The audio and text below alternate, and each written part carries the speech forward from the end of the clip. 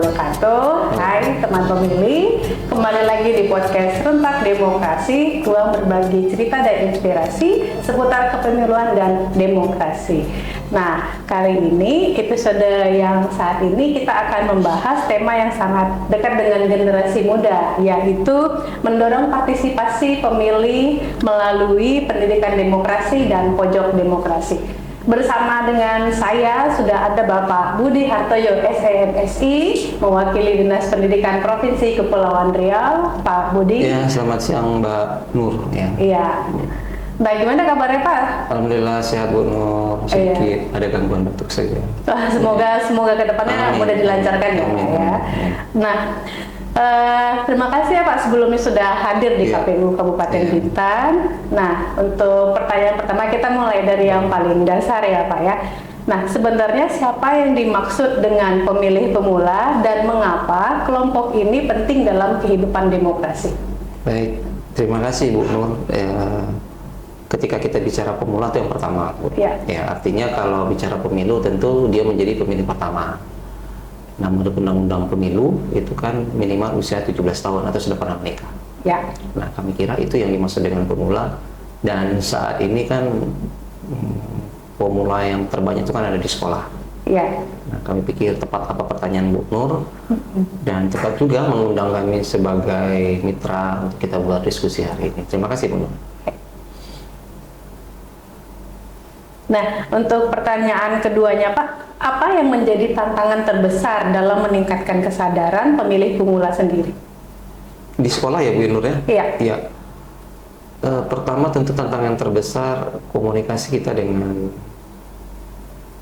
pemilih pemula, terutama anak sekolah. Apalagi kita tahu kan di zaman serba teknologi ini kan banyak sekali berita-berita yang hoax kalau kita mengenal istilah itu. Nah, itu yang menjadi tantangan utama. Apalagi informasi itu sudah sangat marak gitu. Nah, inilah yang perlu menjadi pekerjaan kita bersama antara KPU, Dinas Pendidikan Provinsi, untuk menyaring berita-berita yang memang betul-betul sebagai informasi yang dapat dipertanggungjawabkan.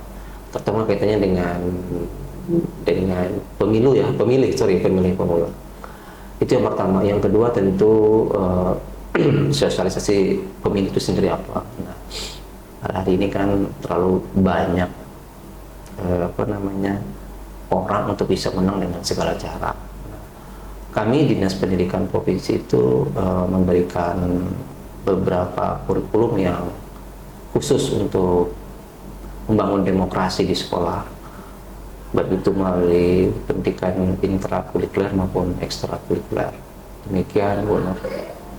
Baik, nah tadi kita sudah bicara tentang tantangan ya Pak. Iya. Nah, apakah menurut Bapak demokrasi cukup diberikan melalui pembelajaran di kelas atau ada perlu kegiatan lain di luar dari program sekolah itu sendiri? Ya, baik Bu Nur. Kalau demokrasi di sekolah saja ya artinya demokrasi itu tidak berkembang. Sekolah itu kan hanya memberikan ilmu, aplikasinya tentu di lapangan. Sebenarnya kalau kita bicara tentang aplikasinya, demokrasi itu sudah kita laksanakan. Mungkin Ibu Nur dari sekolah SD mungkin sudah diajarin demokrasi. Iya. Mungkin bahasanya bukan demokrasi ya Bu Nur ya gitu. Apalagi kami di Satuan Pendidikan Menengah SMA dan SMK itu bukan hanya teori yang kami berikan. Nah, prakteknya melalui ekstrakurikuler. Contoh nih, pemilihan OSIS. Pemilihan OSIS itu punya rencana kerja, punya tujuan, punya target. Nah, itu nanti disampaikan secara terbuka kepada seluruh teman-teman yang memiliki hak dalam pemilihan itu OSIS. Artinya mereka punya kontrak kerja juga, sama dengan pemilihan kepala daerah maupun pemilihan presiden. Nah, itu yang pertama. Kemudian yang berikutnya, bagaimana kami membangun demokrasi yang jujur melalui gerakan-gerakan seperti pramuka. Itu membangun karakter kita untuk menjadi pemilih yang cerdas, kritis, dan bertanggung jawab. Nah, banyak lagi contoh-contoh lain, misalnya bagaimana di sekolah-sekolah juga ada organisasi tentang perundungan, ada juga organisasi tentang menangkal berita-berita hoax. Banyak organisasi di sekolah yang memang secara prakteknya sebenarnya itu sudah berdemokrasi. Nah, termasuk juga nanti kita juga mengundang teman-teman di KPU kan, bagaimana memilih yang benar, bagaimana cara memilih yang benar, bagaimana memilih pemimpin yang baik. Itu juga semua dikolaborasikan, bukan hanya KPU, dengan organisasi lain juga seperti dengan kepolisian, kehakiman, kejaksaan. Nah, mereka memberikan edukasi terkait hukum ketika pemilih pemula itu melakukan kesalahan. Nah, ini juga bagian dari teori dan praktek kami di sekolah. Demikian, Bu. Baik, Pak Budi, terima kasih. Nah, teman pemilih, saat ini Kabupaten Bintan telah melahirkan inovasi baru, yaitu pojok demokrasi. Nah, menurut Pak Budi sendiri, pandangan Pak Budi terkait pojok demokrasi untuk pemilih pemula itu seperti apa? Pertama, kami mengapresiasi ya, ini sebuah inovasi yang menurut kami luar biasa baiknya, luar biasa bagusnya. Pertama mungkin di Kepri ya, Bu Nur ya, dan ini patut dicontoh. Kami berharap pojok demokrasi itu betul-betul memberikan informasi yang utuh, terutama kepada anak-anak kami yang di sekolah pemilih pemula. Nah, kami berharap pojok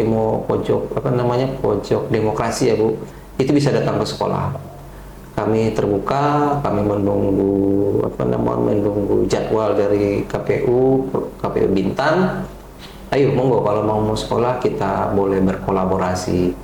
Nah, tentunya kami berharap kolaborasi ini akan terus berkembang dan memberikan manfaat yang sebesar-besarnya bagi pertumbuhan dan perkembangan demokrasi di Indonesia.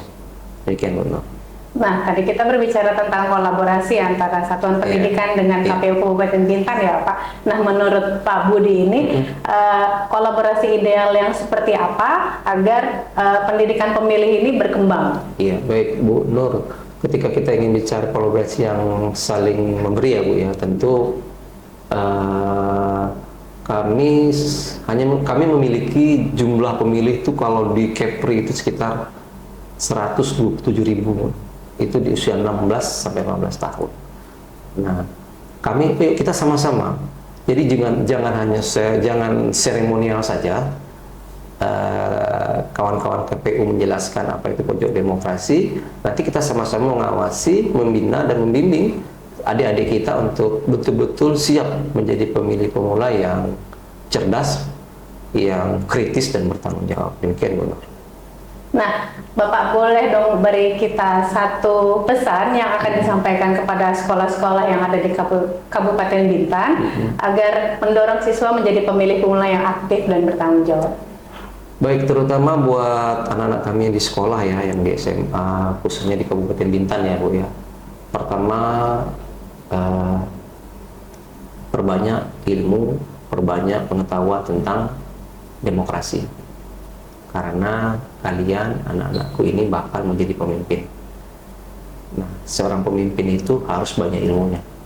Jadilah teladan di sekeliling kalian, jadilah teladan di masyarakat. Jaga sikap, jaga attitude, dan tetap hormati orang tua dan sayangi rekan-rekan.